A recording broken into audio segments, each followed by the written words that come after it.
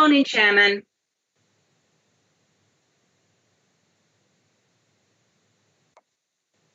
Good morning, Chairman.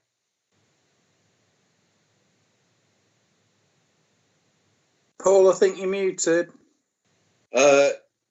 Good morning, Rachel. I had a little bit of a problem getting mute off there, but I'm willing and able now. So good morning and welcome to everybody to this virtual meeting of Flood and Water Management Scrutiny. My name is Councillor Paul Skinner. I'm the chairman of this committee. This is a formal public meeting and the audio feed of this meeting is being broadcast via the County Council's website. I would like to welcome the members of the press and public who are listening online. But before I go on to the next bit, I'd also like to thank Daniel Steele, who has been promoted to another part of the council. And, I just thank him for his support over the years. He's been an excellent officer and we all wish him success in the future. So before I begin, I would also like to confirm who is present. Rachel Wilson, Democratic Service Officer, will ask the members to indicate their presence after their name is called.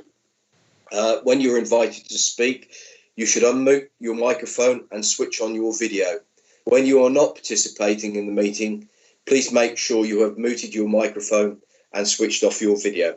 Thank you very much. Rachel. Thank you, Chairman. If you could just confirm that you're present when I call your name. Councillor Skinner. Present. Councillor Robert Reid. Present. Councillor Aaron. Present. Councillor Ashton. Present. Councillor Alison Austin. Present. Councillor Cooper. Excuse me, Councillor Cooper's having difficulty logging in. She'll be a few minutes late. Thank you. Councillor Hakes. Present. Councillor Mrs Lawson. Present. Councillor Oxby. Councillor Oxby. Sorry, I had trouble unmuted. Yes, present. Thank you. Councillor Parkin. Present. Councillor Christopher Reid.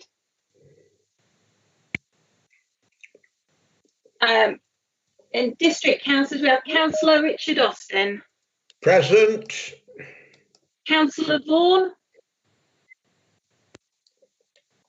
Councillor Mrs Martin. Present. Councillor Mrs Hakes.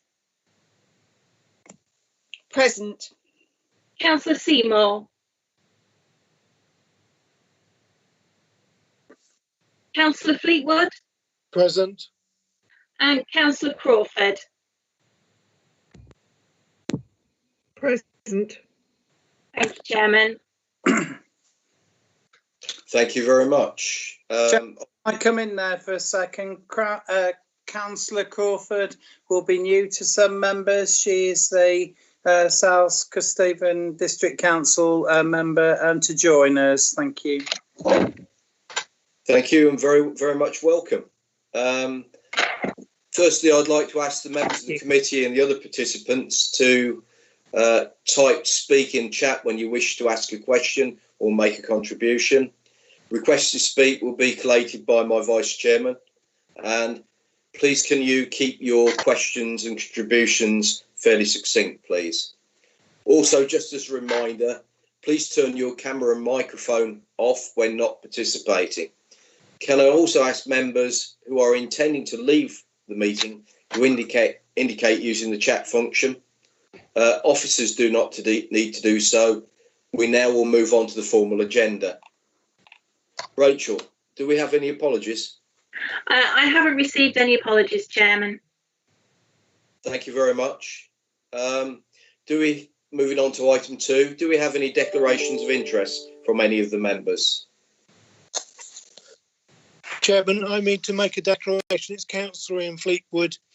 Since the last meeting, I've been appointed to the Scunthorpe and Gainsborough Water Management Board. So that's an additional interest I have over and above what's previously been recorded. Thank you very much for that. Any further declarations of interest? Not known in the chat box, Chairman. Thank you very much. So we'll move on to the minutes of the previous meeting held on the 1st of September. Can I ask for a proposer and a seconder, please? I'm happy to propose them, Chairman. I'm quite happy to second them. We will now vote on the minutes. You're voting whether you agree with the minutes as a correct record. Rachel will call on each member's name out in alphabetical order, and you must state whether you're against, abstain or for. Thank you, Rachel. Thank you, Chairman. Councillor Skinner. For. Councillor Robert Reid. For. Councillor Aaron. For. Councillor Ashton. For. Councillor Alison Austin. For. Councillor Mrs Cooper. Councillor Hakes. For. Councillor Mrs Lawton. For. Councillor Oxby. For. Councillor Parkin.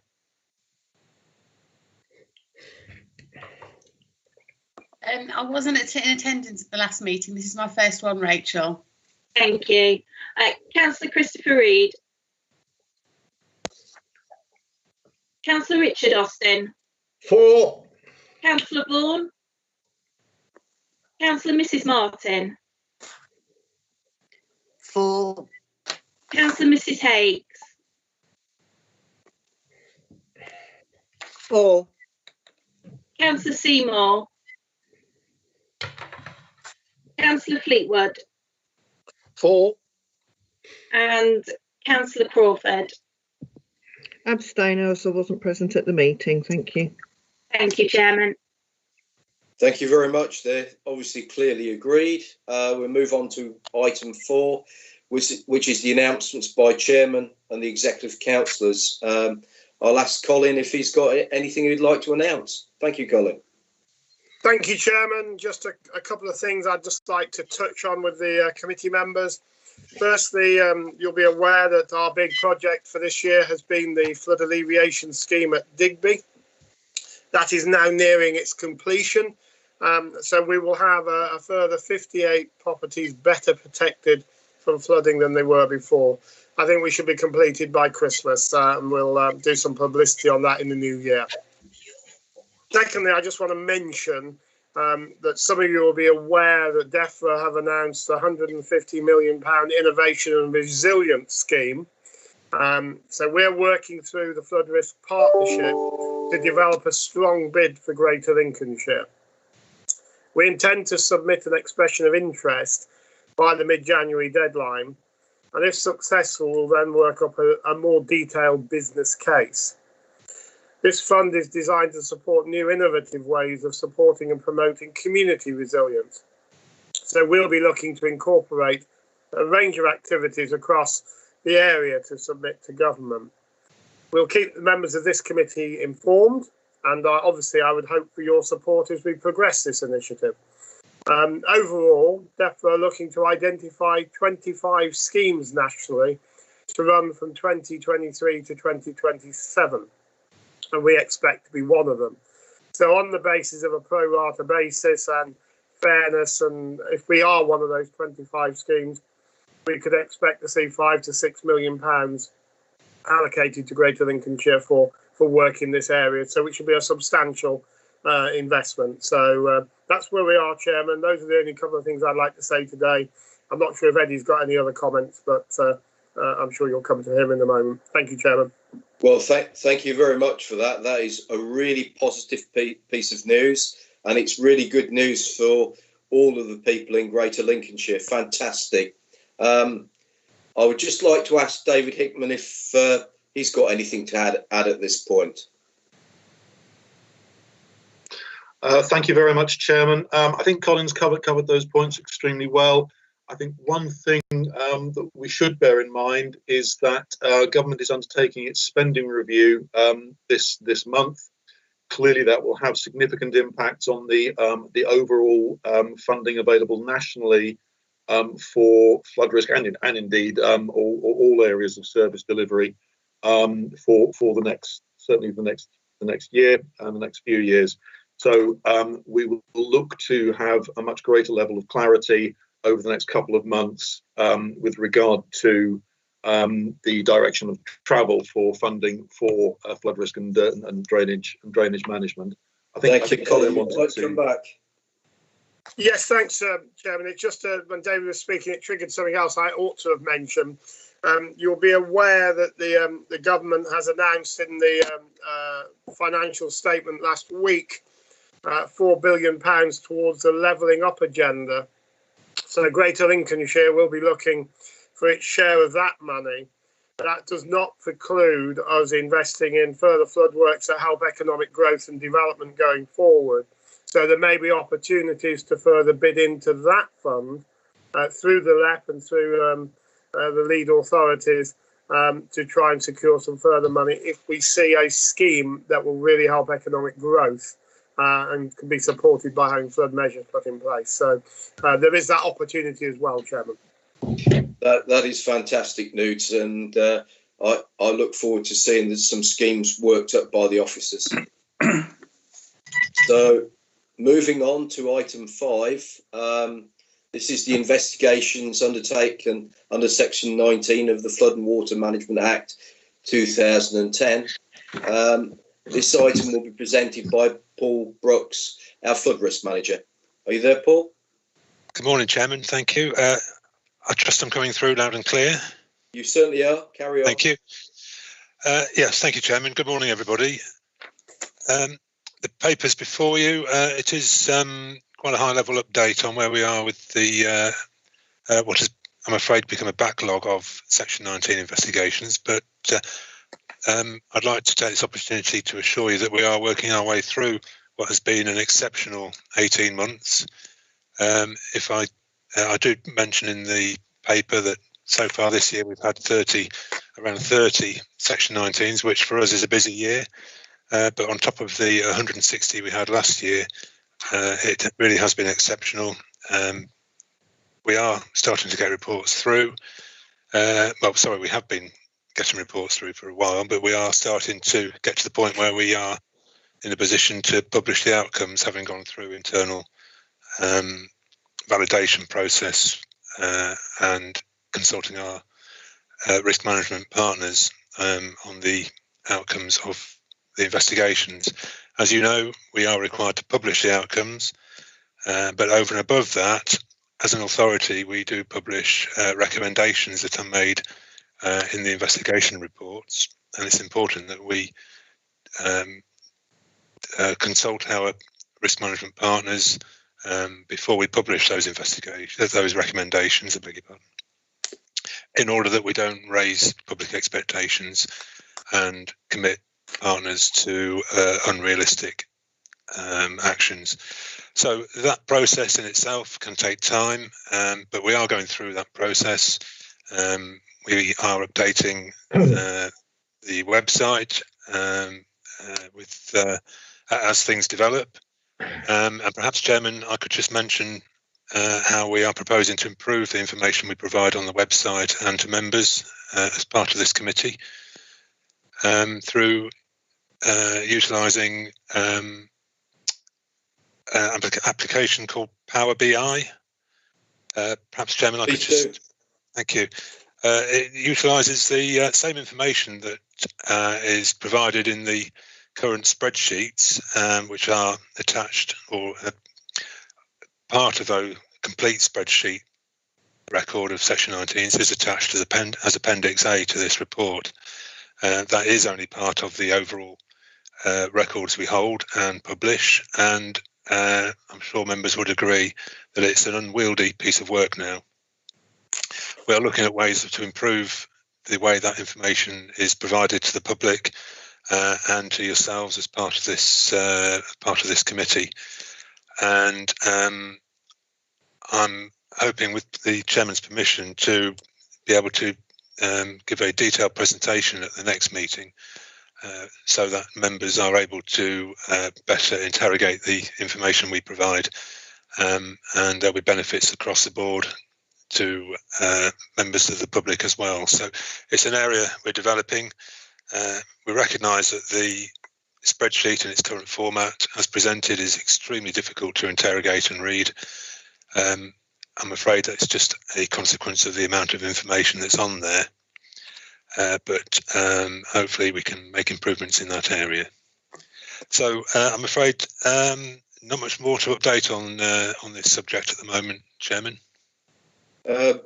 Obviously your team's now up to full strength as well, isn't it, Paul? We are flat out, as we are, but yes, we are. At the moment, the structure is fully staffed. That is indeed excellent news. So we'll stay with the good news. Anything you can make progress regarding making this report easy to understand.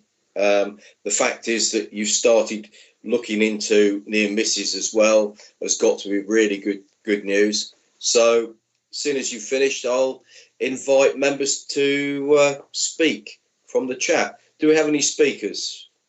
We do, Chairman. We have Councillor Ron Oxley to speak.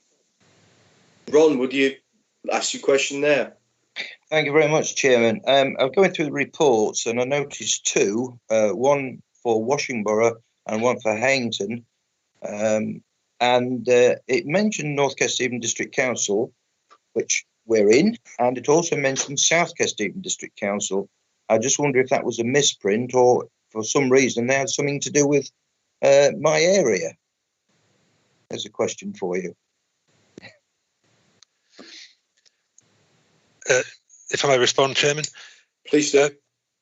Yeah, thank you for bringing that to my attention, Councillor Oxley. I think it can only be a typographical error, and I'll have a look into that and make sure it's corrected. Thank you very much. I assumed it was, but it just proves that I read the information, doesn't it, Chairman? Well done, Ron. Thank you. Any further questions? Yes, Chairman. We have a question from Councillor Alison Austin. Alison. Thank you, Chairman. Paul Brooks, that is. I suppose there's no further news on the quite major investigations that are going on in the centre of Curtin, which cover both my and Councillor Mike Brooks's areas. The last I heard was that Cara, the highway manager, was going to try and take control, but it's obviously multi-agency and obviously it's been ongoing for years. Is there any news, please? Thank you, Mrs. Austin. It is indeed a multi-agency scheme, and at the moment it is being dealt with within the Investor Save programme, which I'm sure you're familiar with. So it's although it is within a programme of work, so that it has been given a high priority. And at the moment, I'm afraid I'm not able to say more than that, simply because I don't have the information to hand. Okay, thank you. Thank you very much. Thank you very much. Do we have any further questions? No, we don't, Chairman. Thank you. So I'll move that we receive the report and note the progress of the investigations underway. Is everybody happy with that? Please indicate in the chat if you're not.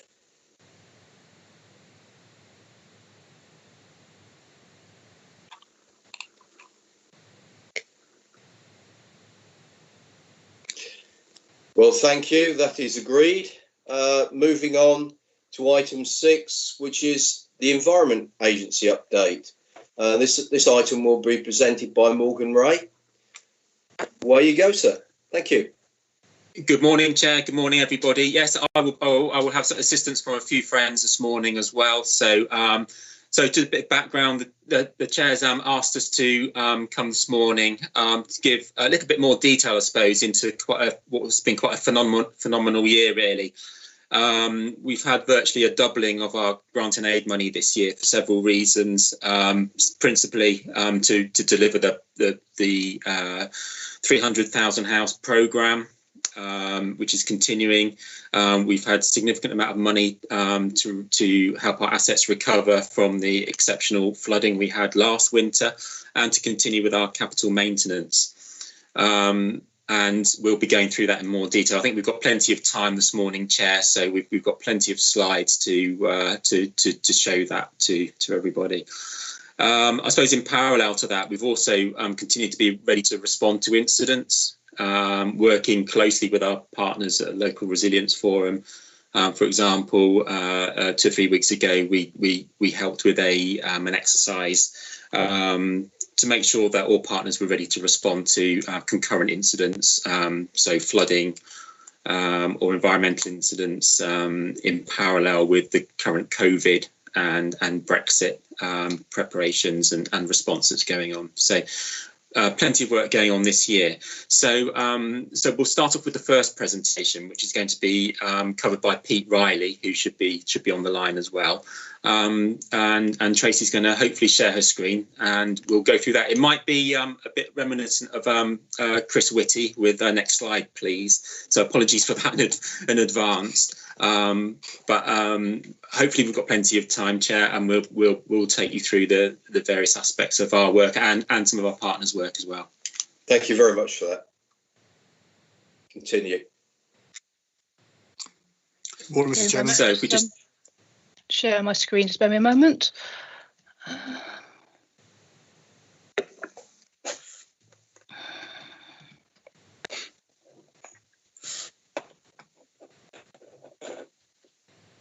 Okay, can you see the St. Links Scrutiny November 2020 recovery update? Is that shown on screen?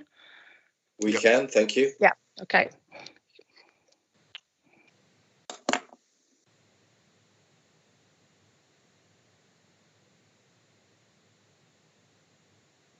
Okay, so my presentation is going to just take 2 parts. First of all, some drone video footage of the Boston Haven banks.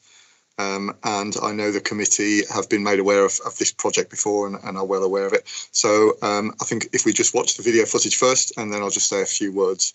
Yeah, I think with this one, the technology may have beaten this one, Pete, this morning. So I think we're going to share this one after the meeting. So it's a link to YouTube, but we'll share that after the meeting. Okay, so I'll just talk through some of the project, and then the second part, I'm just going to cover all of the recovery programme that I'm leading for the Environment Agency right across the county. So the Boston Haven banks, as I say, and I know the committee has been made aware of this before. You'll all be aware of the Boston Barrier, our flagship scheme in the area, and clearly that is a movable barrier across the channel. And obviously to prevent flooding into Boston, it needs to tie into defences on the left bank and on the right bank. And the work here is to upgrade all of those defences so they're in the same sort of standard as our new flagship defence. There were barriers here, defences here in the past.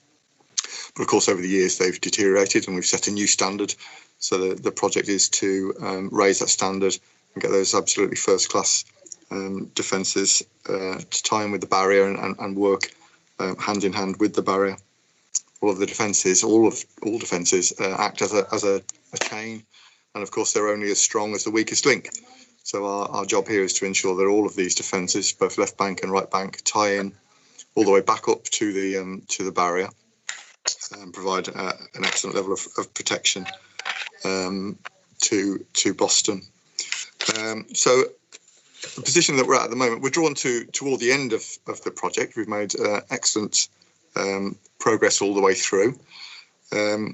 Work on the left bank is just about complete now, apart from landscaping work and a short section tying into the barrier itself.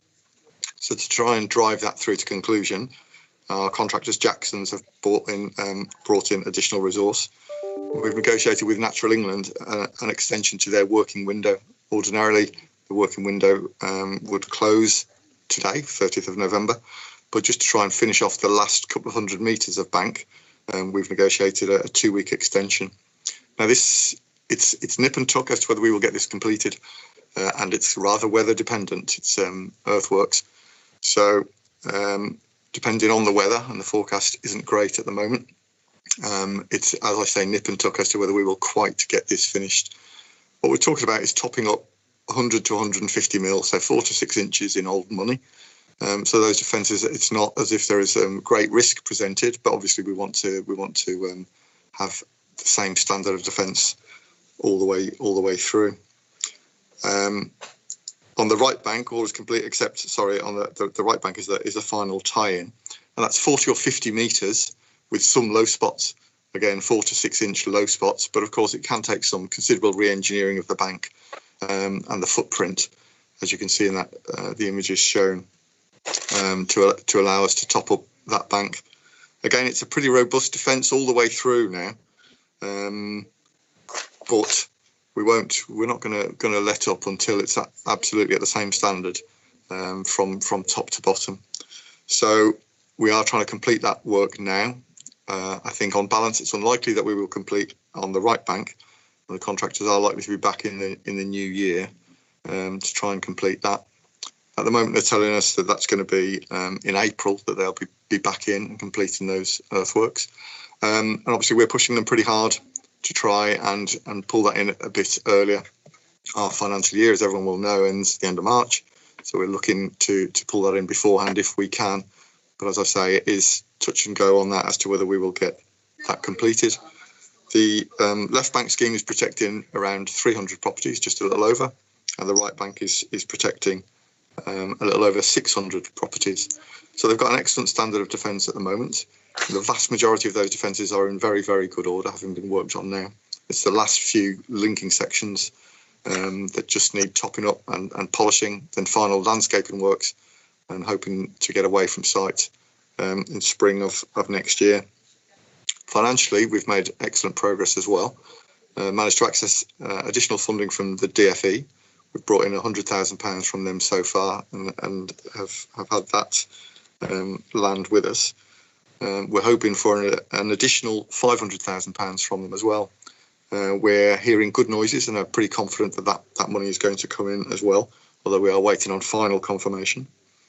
Interestingly, and I think the committee would quite like to know, that as that money comes from the DFE, one of the conditions attached to it is that we are mandated to visit schools, all the schools that are protected by those defences in the Boston area, to share the learning with some of the school children there, some of the successes, and maybe spark some interest in flood protection works or engineering works, or the vast scale of work that we and our partners deliver.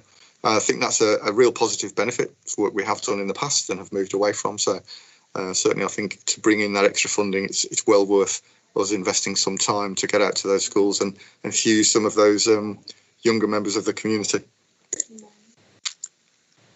That's everything on the Boston Haven project I've got at the moment. I'll move on to the recovery stuff and I'll take any questions at the end. Or as Morgan says, that drone footage, it's excellent drone footage, really is interesting and fascinating, at least I find it. So happily take any questions later on about that. So the winter recovery project, and in terms of skipping from slide to slide, there are a lot of slides. So I would ask, I think it's Rachel is moving through. If you could move through, I'll just pause you on those that I want to pause on. So if we pause on this a moment, some of the headline figures: 2 million cubic metres of water pumped out at Short Ferry, over 5,000 assets inspected, 1,000 miles of assets walked. You see at the bottom now, approximately 150,000 properties were protected by all of our defences all across the county through all of last year's rainfall. If we could move on the next slide, please. So Lincoln Football Ground, you can see the impact and the aftermath, and moving on. Barlingzoe, and if we could move through these couple of seconds on each slide, you'll have seen many of these slides before. There's Wainfleet, another breach there. Timberland, Delft, the recovery there for another one of our breaches. Number slides at Timberland, just to keep scrolling through. The Ancombe, worth reflecting that all of the watercourses We talked about the Ancombe being impacted, the Witham, Timberland Delph, Kymo, Barlingzoe, Northampton Washlands on the River Nene. If we could pause on that slide a moment. On the right-hand side, it's just worth, again, I think we all forget just quite how wet it was last year and why the impact was so severe. But on the right-hand side there, you can see that we had in the order of 170% of the annual rainfall in about 10 weeks at the back end of the year, late autumn.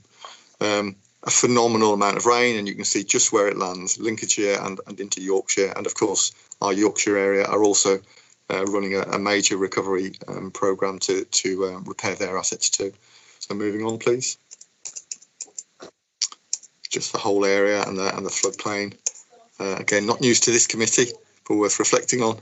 Again, the Barling site and others, back end of last year. So if we could pause on there a moment, that just lets us know two things. On the left-hand side, a long list of all the watercourses that are impacted, assets on all of those watercourses, right across not just Lincolnshire, but also Northamptonshire. And on the right, the many and various ways that we're repairing those.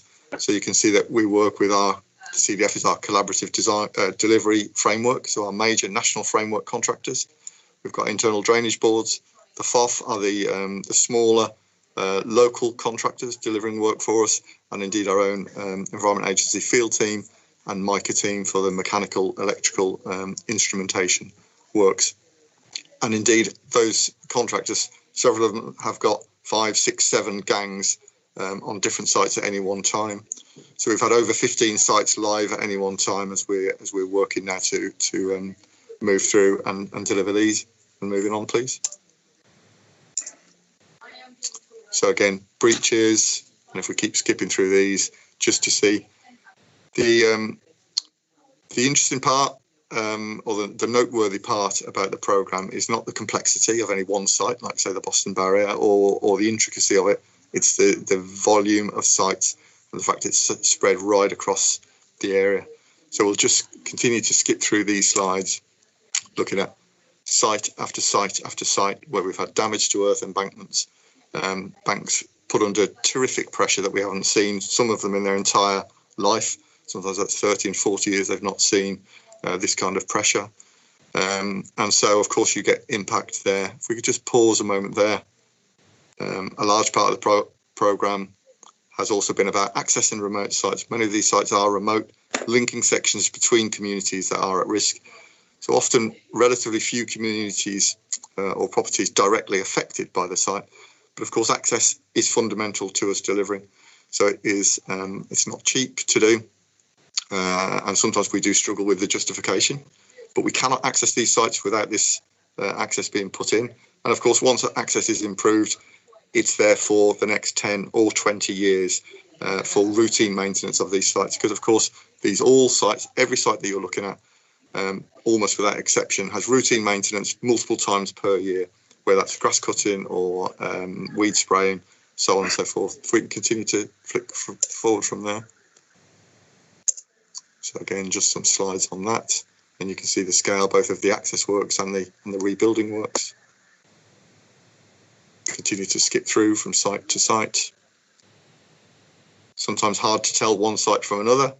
You know, the same similar profile on bank after bank. But as I say, the noteworthy thing is the sheer scale of the recovery programme. So we had over £50 million was authorised to spend. That is very much finger in the air. There's a lot of risk against that, which is to say we recognise that we move quickly on these and we estimate costs without knowing many of the details. And this year more than ever, some of these were desk-based exercises due to the coronavirus restrictions early in the year. So I guess the good news on that is while we were authorised to spend over 50 million quid as necessary, at the moment it's looking like 30 million pounds or perhaps less will deliver all of this work. You'll be relieved to see we are coming toward the end of the slides. So just a few more points.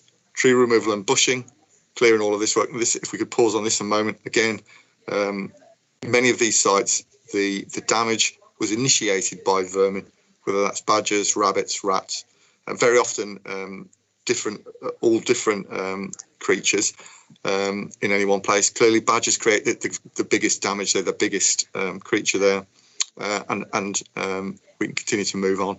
Lots of sites there you see the excluding badgers from their sets.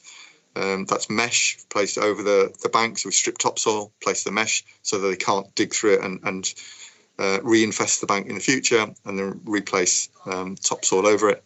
We need to put in artificial sets, which you will see there. There's a couple of other shots. There you go, artificial sets again. We have great success with those. Rehoming the badgers, and if we could pause there a moment. So badgers are protected. We can't just excavate them, move them on. We do it all under licence from Natural England, and we do need to put in separate or replacement access for them, or homes for them. Just onto this one then. So the mechanical and electrical works, again, larger, more complex works as well. And we can skip on from there, please. That's down at Black Sluice, and this is in the middle of Lincoln. Some of our sluice gates in Lincoln. And the last couple of slides then. Continue to flick through those.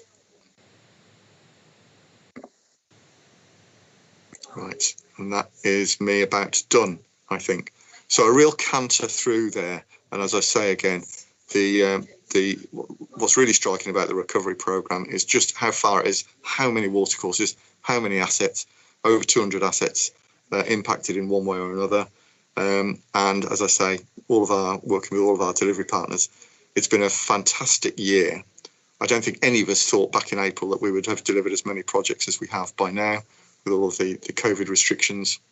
We've worked all the way through without stop. We've lost a number of sites for periods of time, and then we've picked them up again. We pulled in extra resources from partners in the drainage boards and with our framework contractors, and we are still live on about 17 sites today. Hard to keep track. It changes day by day, and we keep moving forward on those. Our forecast at the moment is, again, weather and COVID permitting, that by the end of the financial year we'll have delivered around 98% of the programme of recovery, with the last few dribs and drabs dragging over into next year. We're pretty confident we'll have funding to do that. So there's our recovery programme across Lincolnshire and Northamptonshire at the moment.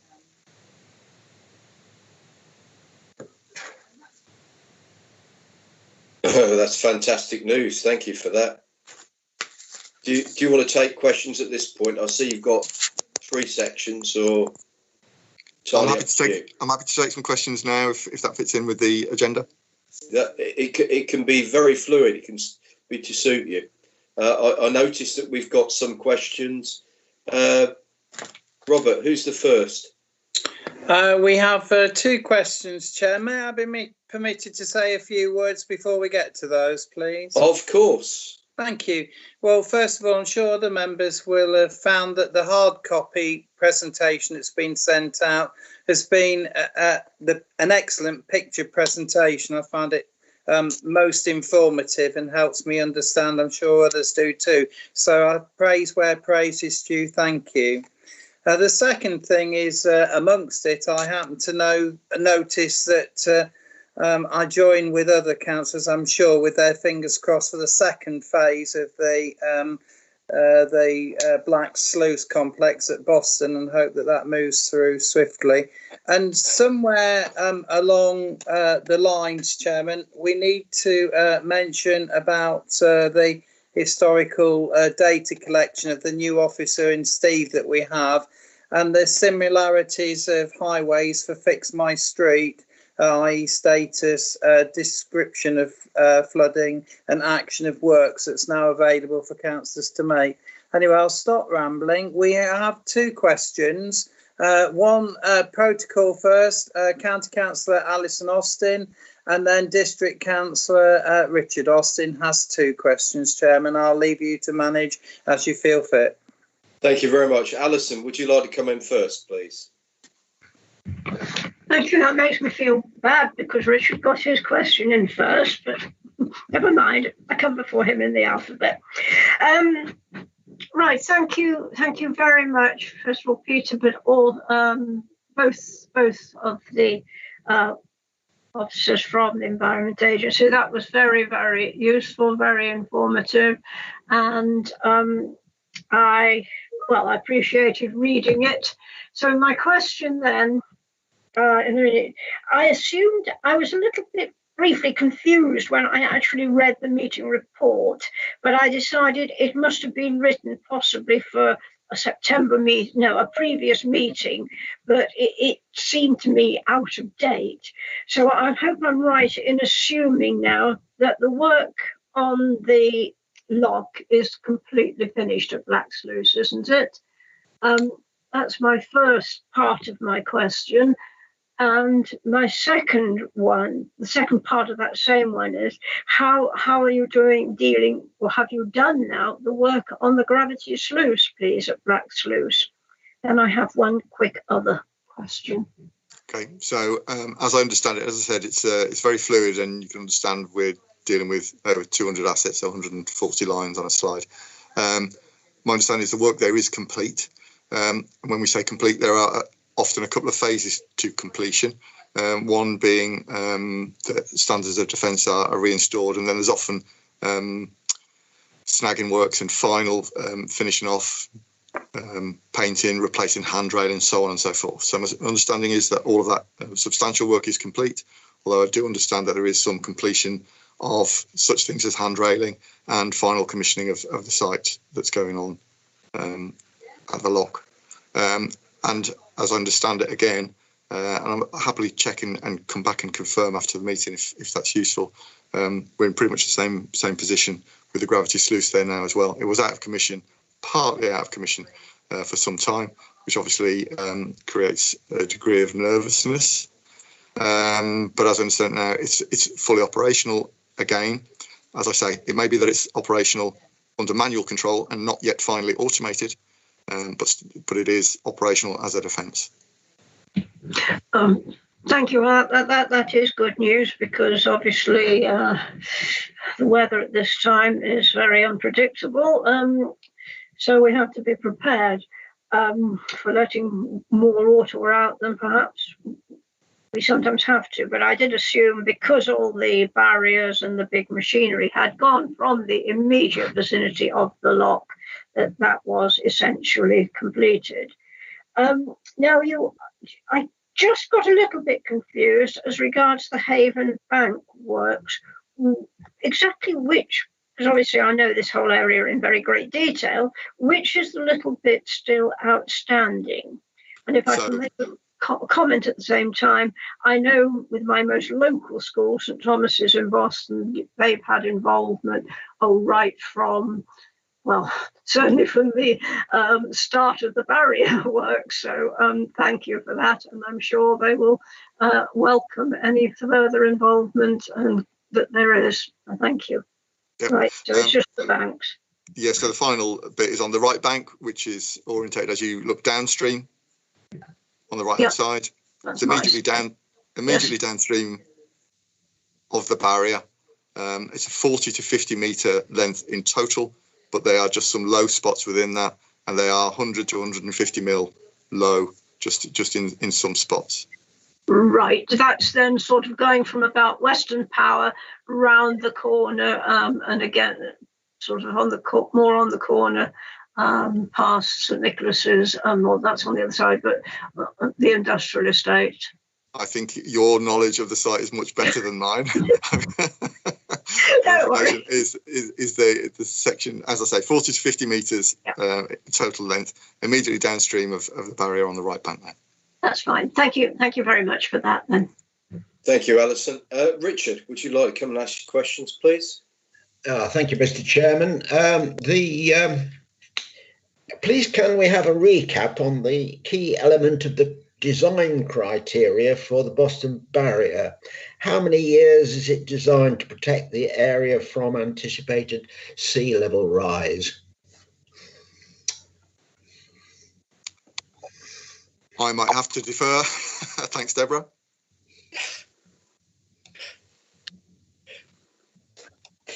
If you're happy, Mr. Chairman, I can help with that. Good morning, Deborah. Good morning, everybody. So the Boston Combined Strategy when they actually put that together. The barrier is part of a number of different projects that will happen over the coming years. Boston Barrier was actually designed with a higher standard for current day because of the anticipation that we're going to be calling on it for the next 100 years. So the barrier actually offers us in current day a 1 in 300 chance, whereas our banks we design up to the 1 in 200, with a view that in sort of 30 to 50 years time we will need to come back and do some further works to the banks to keep pace with climate change, which is why the height of the barrier when it's actually full and upright will be higher than the surrounding banks, because it's recognised that there is going to be further interventions over the coming years. Any further questions, Richard? Yes, thank you, Deborah. That's just the answer I wanted. The next question is also for you, Deborah, I think. I'm on the project team relating to the decommissioning of the Black Sluice building pumping station. The team have now identified some very positive and useful purposes for this large building that will enhance the visitor economy of the area. And these plans will also support the campaign to cope with climate change in the future. Unfortunately, the pandemic has seriously delayed progress. So my question is, can the Environment Agency extend the decommissioning period to allow these exciting proposals to be properly developed and funded? I can comment on that if you like. Yeah, I'm also on the project group looking at this, and I believe there. I believe we are looking at all options there. I mean, our key criteria there is that we want to move this project on quite well speedily and, or I suppose appropriately, to take into account the I suppose the feelings and the thoughts of partners, but it is something we do want to move forward with. But we will be doing that in full sort of consultation with our partners. So yeah, we will look at how we can extend any potential timings to this. And I believe there's a project board meeting coming up quite soon where we can discuss this. Yes, there is, on the 14th of December. Well done, Richard. I think you got away with the plug there. Thank you. Questions? Yes, we have one more from Councillor Fleetwood, Chairman. Thank you very much, Ian. There we go. Good morning, everybody. Yes, Pete, it's an interesting affair. I represent the area with the most featured farmhouse in the UK, I think, in the last 12 months, Short Ferry. It's good to see that the work is now finally coming to a close. And yes, it's great to see those banks are going back into place eventually. Now, we expect in the next few weeks the weather to be slightly damper. According to the Gulf Stream, everything seems to be looking like we might be getting a lot of water in January, February. If the Environment Agency assets have been brought back to a suitable level to protect such areas as Short Ferry, Timberland and other areas, can we be reassured by the EA that the assets that the EA are looking after will be able to cope to the same strength as before the floods happened last year? A lot of people locally to Bardley are saying, God help us, it's going to rain. We don't know if we can go to Lincoln that way again or not. So I'm looking for some reassurance the DA assets are at least at the same strength as they were before last year's floods. Thank you. Yeah. So I guess Barling's specifically, clearly we piled that as a temporary repair in the first place. So the standard of defence was put back immediately. And then with that sort of secure, clearly we moved our focus onto some of the other sites right across the county, dozens of the other sites across the county, to offer the same sort of standard to communities affected there. You're right, we've been back recently to finalise the work down at Barlingzhoe. So that is just, if it's not finished yet, it will be in the next week or so. I think it's finished actually. So reprofiling the bank and everything. And of course, as the delivery manager, I'm going to say that every site that we've repaired is better than it was before it was impacted last year. The overall condition of the assets has been brought up, but marginally, of course, we're intervening where pressure came on the banks and they were impacted or damaged. Every repair we've made has improved the condition of those banks. We're working again, countless sites, scores of sites across the county where we've become aware of damage. I mean, particularly by badgers, but also other vermin. So again, the wider programme of work continues to bring up the general condition of our assets, and all of our routine maintenance that goes on year in, year out. You know, we've got 16,000 kilometres of defence that we mow multiple times per year. We inspect all of that. You saw the stats I showed earlier on our asset inspectors walking thousands of kilometres of defences multiple times per year. So yeah, we've got a good handle on the condition of our assets. Where they were damaged or impacted, they are better now. I can state that categorically. A number of sites do remain to be completed by the end of the financial year, and one or two that will drag on over. Of course, they are the lowest risk sites, the lowest priority sites. There are one or two, but I'm very confident in the condition of our assets now. And the impact of last year was phenomenal. The rainfall was phenomenal. So the likelihood of us seeing it again, hopefully, is slight. But as I say, if we had the same rainfall again, I'm confident that our defences would stand up better than they did this time last year.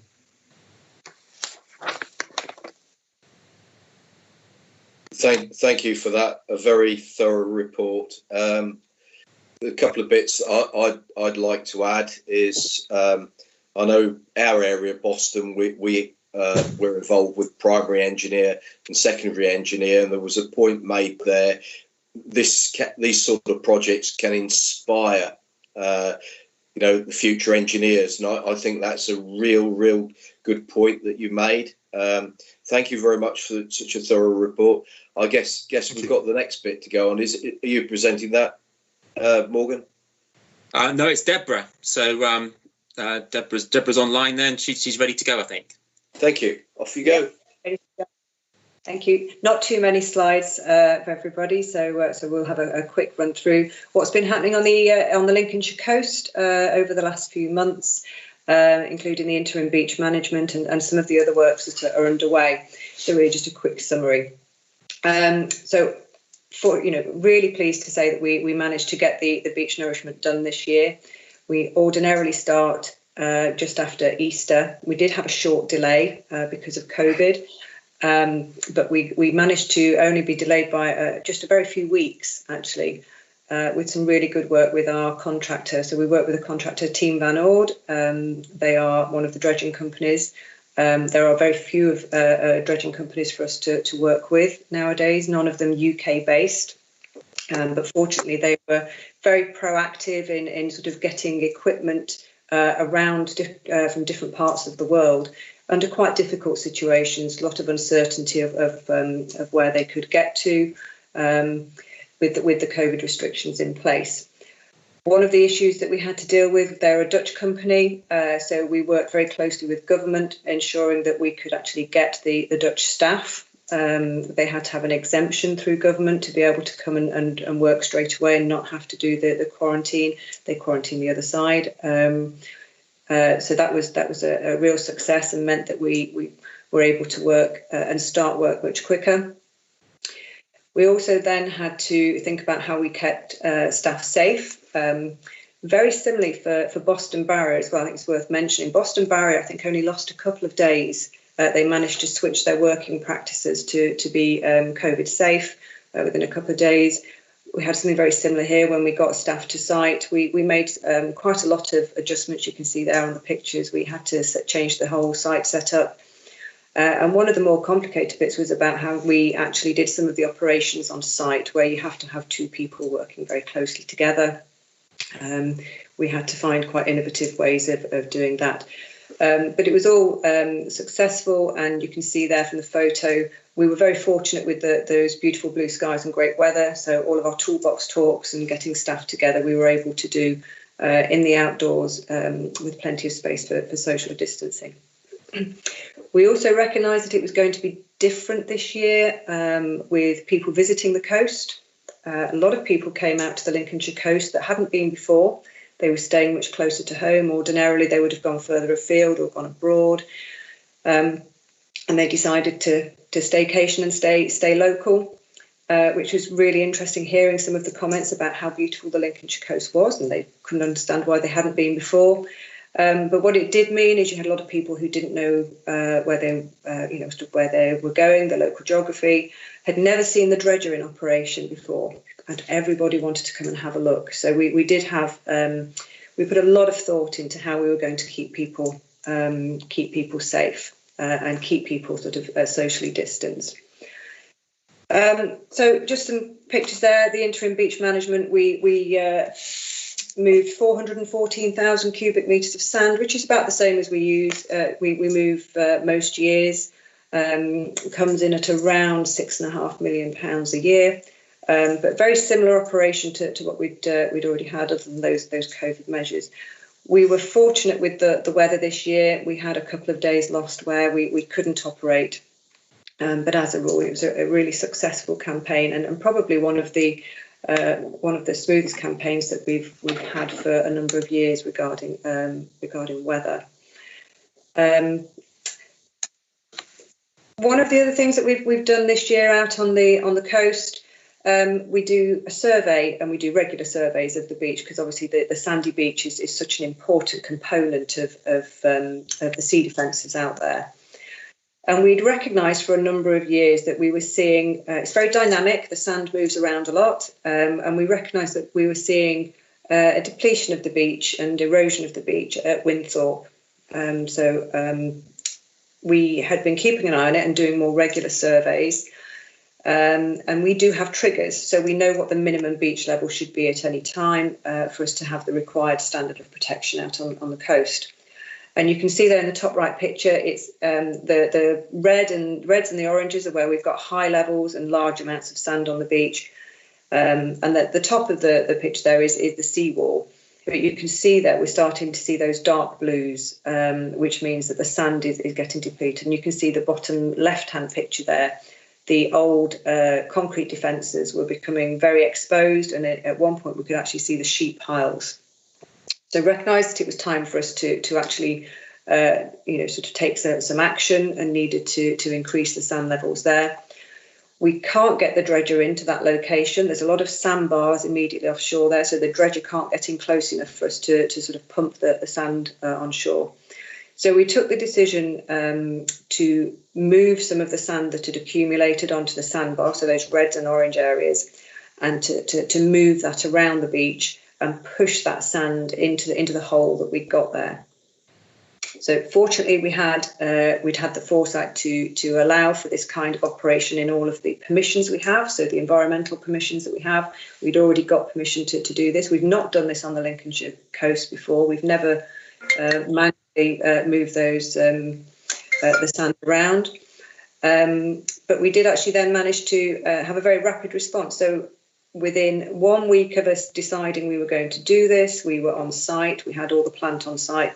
And it took us just 2 weeks to move 63,000 cubic metres of sand. So a real success, and something that we'd not done before, but actually certainly something that because of the speed we were able to move with this is certainly something we'll be building into future plans. Some of the other works we've been doing using the same contract for efficiency out there, we've been working on some of the outfall repairs. Obviously, the land that sits behind the tidal defences is low-lying land. We can sometimes manage to discharge the water through the tidal defences with gravity, but there are also pump stations as well there that need to sort of move the water back out to sea. There's some works that we've had to do on those outfalls. Been working with the drainage board out there as well to sort of look at the how we manage those outfalls. And also where we have the outfalls and other structures out to sea, they have the navigation markers on. and those were inspected, found that we needed to do some work on those. So we've been out there actually having, sort of getting those replaced. So those works are now all complete. We've got some works ongoing on the outfalls and sand. They should be complete by February next year. And then just onto the final slide, please. The other piece of work that we've been doing, and it has been really interesting, is part of our longer term thinking. So I've been a number of times to committee and talked about the Saltfleet to Gibraltar Point strategy. That strategy makes certain assumptions about the condition of the defences, so those concrete defences, the hard defences, that are an integral part of the sea defence system once we've got the sandy beach in front of them. But we recognise that we made these assumptions and they haven't been inspected for many, many years. A lot of those defences were constructed after the 1953 flood. A lot of them then refurbished in the 1980s before we then buried them under the sand in the 1990s. A lot of them haven't been looked at, so we wanted to expose certain sections of them so that we can have a look to see what condition they're in. And you can see that it's been really interesting. Some of the feedback we've had is just about the sheer size of them. They're huge. They're vast. And in some places well above the size of double-decker buses. And I think people had forgotten just how big those defences are. So we're partway through at the moment. We've had core samples taken. We're doing some sonar testing of them. Finding some interesting things. We'll get the full results in the new year, but really important for that decision making about what we're going to do in the future. Can we rely on these defences? Are they in a condition that we can rely on them for the next 30, 50 years? How long do we need to spend, sort of money on them now, or do we expect to have to make investments sort of 20, 30 years into the future? So yeah, we should be able to have those results, and that will inform that long-term strategy going forward. And I think that's it from me, Chairman. Thank you very much. Very thorough report. I'm sure all the locals will be hanging on the condition reports for our defences. Do we have any questions, Robert? No, we don't have any in the chat box, Chairman. But I'd like to sort of say a few words, or perhaps you will be preempting my words to do with Section 19 flooding notices, Chairman. Please go ahead, Robert.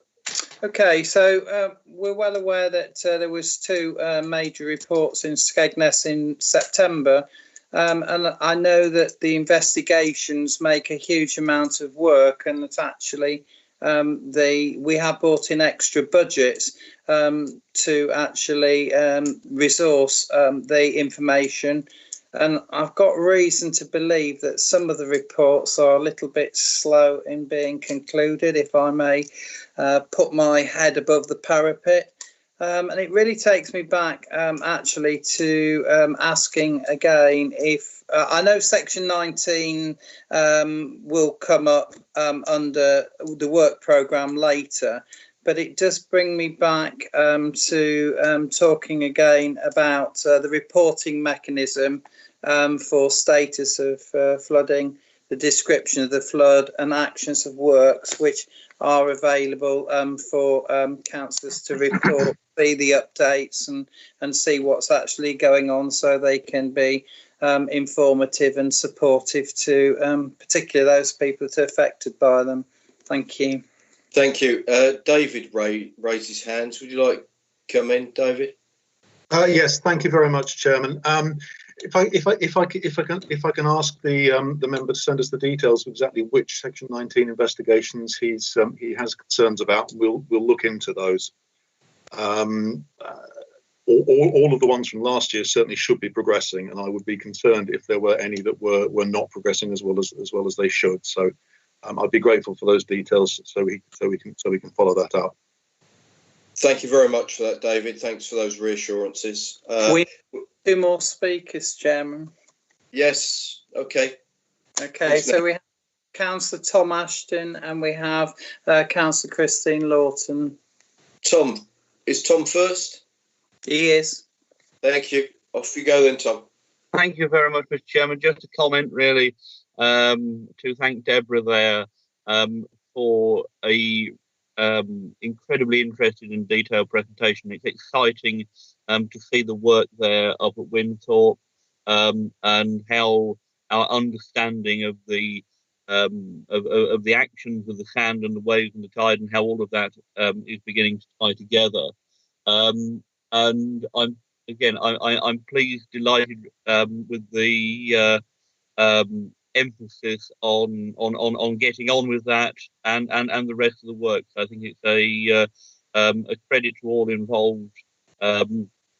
And given the projects which are scheduled for hopefully to Gibraltar Point and the work that obviously the Environment Agency is going to be doing over the next few years, it's really encouraging. So just thank you for that, and look forward to monitoring progress as it goes forward.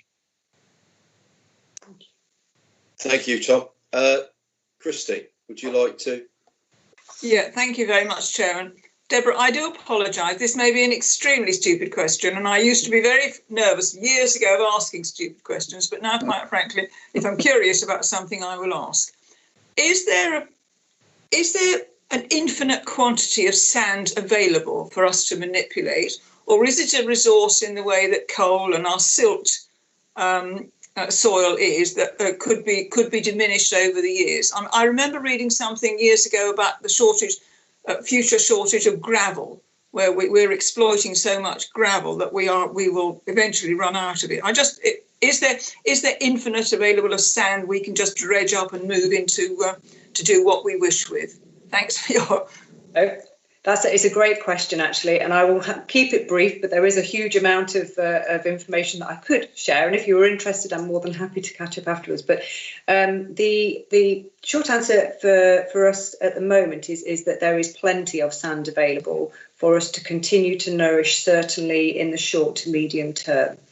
The sand comes from licensed areas, so you can't just go and dredge the sand up from anywhere. It's licensed through the Crown Estate, and it tends to be aggregate companies or dredging companies that they own the license for particular areas.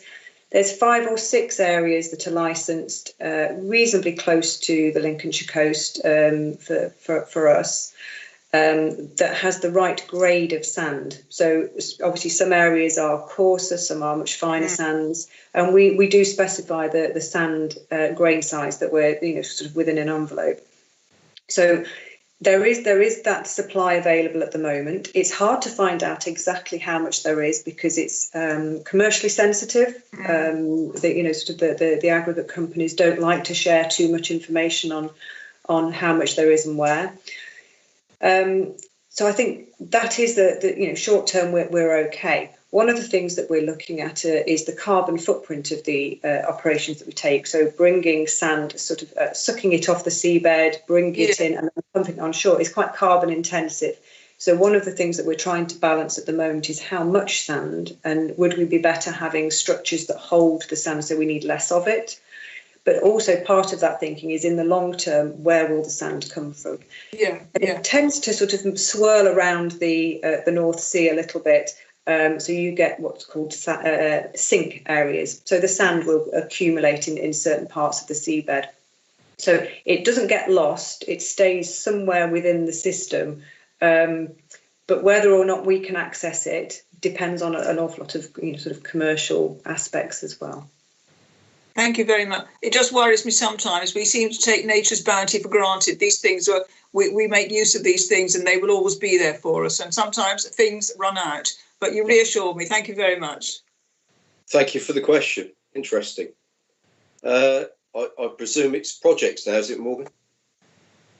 Yeah, no, we'll carry on. Thank you very much. Thank you very much. So, yeah, I'm going to cover some of the projects and the steeping catchment. And I'm going to be joined for the steeping bit by Andrew McGill from Lindsey Marsh Drainage Board. But we'll start off with Boston Barrier. As you can see, several photographs there. We do actually have a time-lapse video of the barrier being constructed. Again, I think rather than risk the technology, we'll try and forward around links for that afterwards. But as you can see, the barrier has really taken shape, particularly particularly over the last year or so, to such an extent that in mid-December, we're looking forward to actually the barrier in effect being handed over from the contractors to the Environment Agency, so that we in effect will have a fully operational working barrier, which is able to respond to tidal flooding events, which is very exciting and a big step forward for the town of Boston and Lincolnshire as a whole, really. There will still be contractors on site, as Pete's mentioned earlier. There's a couple of phases with delivering projects. There's the operational readiness, and I suppose the finishing off of auxiliary works. Fitting doing the tarmac in, finishing the control buildings and things like that. So, but we're hopefully that soon we will have that sort of fully operational barrier. And I think those photographs sort of indicate what an engineering project it has been. We could probably talk for a couple of hours just on the sheer sort of the engineering components of the barrier. And as you say, really, there is an opportunity to sort of enthuse future generations of engineers around this work. It has received and been highly commended for different sort of engineering awards as well. So it's well regarded in sort of the engineering fraternity too. So exciting times ahead, I think, with that coming to completion. So we'll move on to the next slide, please. Yeah, we won't run this because I think that will beat us. So we'll move on to the next one. So so this is just to really reflect the vast amount of maintenance that has continued across Lincolnshire throughout this year, amidst really sort of challenging times. So as with all authorities, we've had to put in extra measures for COVID, so to help protect our workforce and the public. So simple things, we've had signs made up so that people give our workforce the right amount of sort of distance, approach them, things like that. We've had to hire in extra sort of vehicles so that they can travel to sites separately. And indeed, we've done a lot of this work in partnership through the public sector cooperation agreement with our partners at the internal drainage boards, whose support has been absolutely invaluable this year. So we would like to mention their support as well. So if you move on to the next slide, please. One of our projects we've got ongoing this year, which aims to be finished sometime during the next financial year, but this is our Lincoln Defence work. So this is actually probably several projects rolled into one. So work across Lincoln itself to improve and upgrade flood defences. We've had to use some quite sort of novel kit. This machine is actually called the Spider machine, and it can effectively walk across a river and walk up banks to gain access. So it really does sort of help with the gaining access to difficult situations. I think this is Sinsel Bank in Lincoln. So we move on to the next slide. Again, throughout Lincoln, upgrading the defences. And we'll move on again. Which brings us on to Wainfleet, and just a quick reminder, I suppose, into the action plan that we're delivering for Wainfleet. So it's in 4 phases, really. Managing the flow through the system, managing the raised defences. There's over 50 kilometres of raised embankments through the catchment. Community resilience, looking at how we can improve the resilience of the community through flood warnings. And the storage of flood water. So this is, I'll just explain a little bit about this, but it might be something we come back to a future meeting. So this amongst other things, is looking at natural flood management in the catchment. And we've just started to engage with landowners across the catchment to enable us to start thinking about how natural flood management measures can be put in the upper catchment. We can see there in the middle, which really sort of, I suppose, highlights the partnership approach to Wainfleet. We've got Robert Caldwell from ADA, representing the sort of the IDB element of the partnership working. Wendy Boquet with that sort of local input and representation from the local authorities there, and Joe Taylor, who's I think Chair of Thorpe Parish Council, and a really keen input into the local action plan and the resilience group there. And a lot of the work is being planned and carried out in conjunction with them. So with the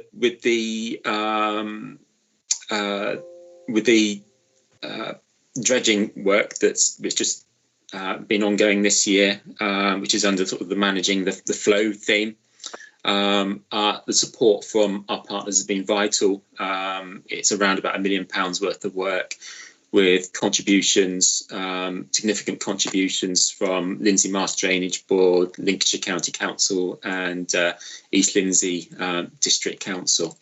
We'll go on to the next slide, and I believe Andrew McGill is with us, and he's going to take us through the some of the work that Lindsey Marsh has been doing under the Public Sector Cooperation Agreement on our behalf to manage the dredging work. So I'll hand over to Andy. Morning, Chairman and ladies and gentlemen. The one thing that was absolutely clear, I think, after 9 months of modelling work undertaken by the board and supporting the resilience groups that were set up by the Lincolnshire Partnership, was that there was no one particular thing that was going to be able to answer all the requirements of that river and the protection of the people in Wainfleet and across the catchment. So whilst I'm going to focus on dredging, it's all the component parts that Morgan just outlined together that's going to make the difference in the catchment, from upper activity in the upper catchment to all the other bank raising, strengthening and that sort of thing that's going on throughout. So if we could move on to the first slide, please. The modelling began to give us a picture that really the best way to maintain the river would be proactively, or in a sustainable way, is to maintain a water depth of about 1.5 metres throughout the year. And in order to do that, we would have to obviously remove some silt and remove some of the weeds that were already in the watercourse. And by maintaining that 1.5 metres depth, it discouraged any further weed growth, and therefore would cut down on the level of maintenance and make any works that we undertook a bit more sustainable. And it would also make it easier for us to get any weed cutting boats in the future. So planning started in April 2020, and if we could just move on to the next slide, please. You'll see here the lengths that were set out, and this was going to be undertaken by a suction dredging project. And if you cast your mind back to the South 40-foot drain back in 2017, a similar type of project was undertaken by Royal Smalls, the company that we eventually got in to do the specialist work. You'll see that there are 3 areas there in purple. There's 3 lagoons where the silt is taken out by the suction dredger, and then it's sent along to those particular lagoons to dry out, and we'll show you that in further photographs just now. But the important aspect just now is that the purple area has in fact been completed, and we're now working on the area going to Lagoon A through the actual town of Wainfleet. And the Royal Smalls suction dredger is particularly useful in and around the town of Wainfleet, because it's extremely difficult to get in there with machines because of access from the banks or from roads to be able to desilt that part of the river system. Can I have the next slide, please? You'll see that's Lagoon B, and it's looking sort of northwest back up towards Thorpe Culvert on the main river steeping. And you'll just see the pipe coming up over the wall and heading off into the lagoon. It gives you an idea of scale. And the lengths that the suction dredger was able to move the silt was anything from a few hundred metres to just over 3 kilometres at its maximum reach. Next slide, please. That's the actual dredger itself. It's a fairly technical piece of equipment, and it does work with GPS, and it undertakes its work quite accurately. So it's not just a violent method of taking silt out of the river. It's actually done with a great deal of care and at a very slow pace. And that lagoon that we showed you the photograph of there was capable of holding up to 45,000 cubic metres of silt and water mixture. And the estimate is that there's 22,500 cubic metres of silt being removed and deposited into Lagoon B. Can I have the next slide, please? The way it works is quite simple. You'll see there's groins moving out, there's earth mounds that are set into the lagoon, and it comes in on the right-hand side of that photograph and very, very slowly works its way around. The water flows round and drops the silt as it moves on. And then next slide, please. And the next one. And that the outfall from the lagoon, it'll empty over several months, and the water is pretty clear that's coming out of there because it's done very slowly, and then we're going on down into Witham Forth. And it's regularly tested to make sure that we're not just putting silt back into another watercourse. Next slide, please. And the next one. This is the dredger just going round by Wainfleet. I'm sure you'll recognise the landmark in the background. And on the 5th of November, the operation switched to Lagoon A, and that 1.85 kilometres of river is now being desilted as we speak. There's some concern that there might be more silt in that particular area than was first estimated, but it's been looked at, and there's a small capacity to take some of it out if there is indeed if that becomes the case, to put it into Lagoon A. So really, it's a novel way of working, and it's been used to good effect here and previously in the Black Sluice area, and it shows that really in reflection that the partnership's very much alive and well, and that no one thing is the answer, but it's a combination of them. And we've got the science that underpins all the expenditure that we've been making, and hopefully making folks in Wainfleet and across the catchment able to rest more easily in the beds. Thanks. Thanks, Andy. And I think one of the things we'll be doing on the back of this is learning lessons from it. So understanding, Andy mentioned the 1.5 metre depth we're aiming to achieve there. We'll be looking at, what are the rates of weed growth throughout the next year? Has the desired effect? We'll be looking in the future at doing surveys to understand how quickly the silt reaccretes again. So following it up with the right survey work to understand the catchment better, to I suppose educate ourselves on the amount of maintenance that's going to be needed in the future. So very much, not just doing this and leaving it, but learning from it to understand the catchment a bit better going forward. And and Andrew said, is part of a wider plan. It's not the only thing that will help to reduce flooding in Wainfleet and the surrounding areas. As part of our recent process for applying for future funding, we again put in bids for funding of the raised defences, and also looking at how we can manage the flow better through some of the outfalls as well. So there's lots of work ongoing. We've also received some money this year to do some modelling to help improve our flood warning service, which will help the community resilience theme as well. So lots going on in the steeping catchment this year. So please take any questions about any of this work. Well, thank you very much for that, Morgan. That was really quite a piece of work. I mean, from the Black Sluice and the 40-foot perspective, being a member of that board, we've seen some really big improvements in flow. And you're quite right, working together, look what we can achieve. That's really good. Robert, have we got any questions? We've got one from Councillor Dan McNally. Dan? No, thank you, Chairman. The first question is for Morgan. On one of the first comments was about the hiring of vehicles for social distancing and numerous other bits, but is there a big budget impact on doing that? And the second one's for Andrew, and that is, if the steeping does have some more silt than was expected,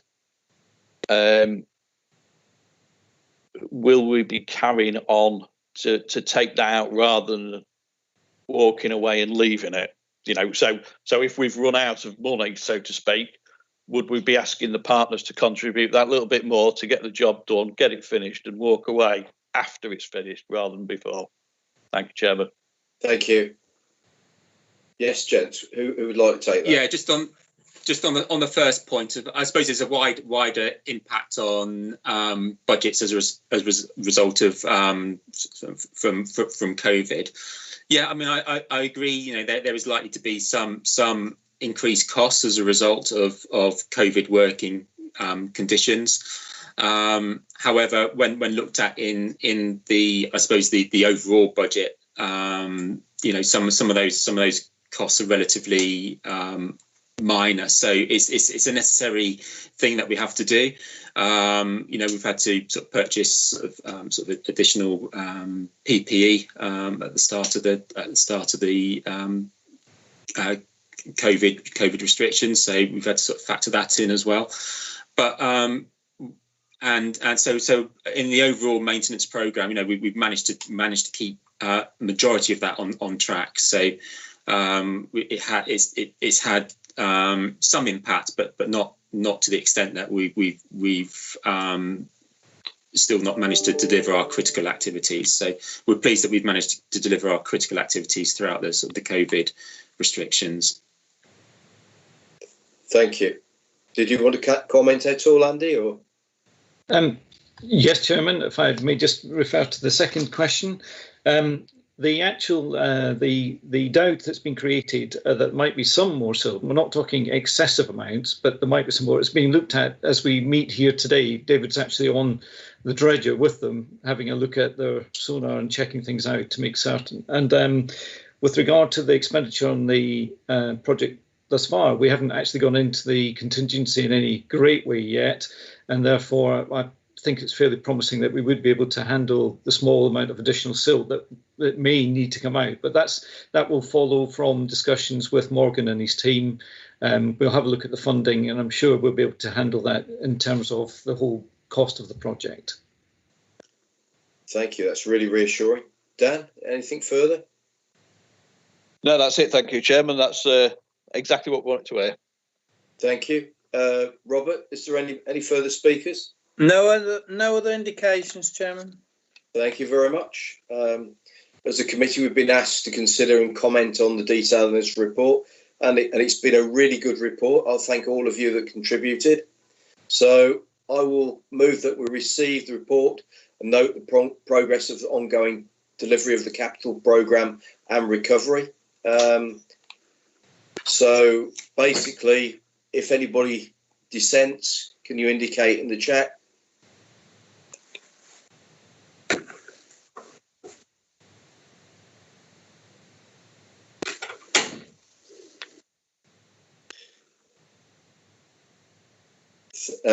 I think that was Eddie Pole disappearing, but I've got no. You're right, Chairman. Right, okay. So that's it. That is agreed. So we'll move on to item 7, our final item. And this is presented by Tracy Johnson. Over to you, Tracy. Thank you, Chairman. The work programme is set out on page 26. The next meeting is on the 22nd of February. So we're due 5 items to that meeting, including a Anglian water update, environment agency update, section 19, an innovative flood and coastal resilience programme, and a steeping catchment update. I've also gone forward and added on the rest of the meetings for the rest of the year. So the 21st of June meeting will be an induction meeting for any new members on the committee. So that include overview of the flood risk roles and responsibilities, and an introduction to the Environment Agency and Anglian Water as well. But otherwise, that's it. Thank you, Chairman. Thank you very much, Tracy. Does anybody else want to contribute? There's nobody indicating, Chairman. I got 5 things to check. We're on the forward plan for February. Section 19 update, environment, Anglian Water, steeping catchment update, and the initiative flood and water programme, and they're all there. So I guess we might be good to go. So that sounds really good. So we've reviewed and considered the programme. I'll just ask us, is everybody in approval of that? Have we got any comments to anybody dissents from the programme? I think Morgan would like to come in. Okay, Morgan. Hi there. Yeah, just with the steeping update, I think previously we said that going forward we might include that just within the Environment Agency updates, but I'm happy either way. I'm quite happy to take it as part of your your project report. That would be really good. But we have actually indicated that we're quite keen to see it to its conclusion. Particularly in the past, that there was a list of requirements and in Lewis's day, and I just wanted to make sure all those items were covered off as well. That's brilliant. Thank you. Okay, I'll move the steeping updates then from the work programme, and we'll just include it within the Environment Agency updates. That's lovely. Thank you. Okay. Any more comments from anybody? None received, Chairman. Well, that must mean that we've got to the end of the meeting, and thank you everybody for their attendance and their input. Thank you very much for the people that have presented to the meeting. Been really, really good. Thanks very much. I'll wish you a safe day. Thanks, Chairman. I'd just like to thank you all for your contributions during the past year. Been a trying and difficult year for us all, but I'd like to take this opportunity, Chairman, to wish you all a very happy Christmas and a safe and peaceful New Year. Briefly, Chairman, just to return to a question that was raised by Councillor Austin earlier in the meeting. Just to reassure you, Councillor Austin, we will look to provide you as soon as we can with the information you requested about the scheme in your locality. Thank you very much for that, David. Well, if there's nothing else, I'll wish you all a happy Christmas, a happy and a safe Christmas, and we look forward to meeting again in the new year. Thank you very much. Bye.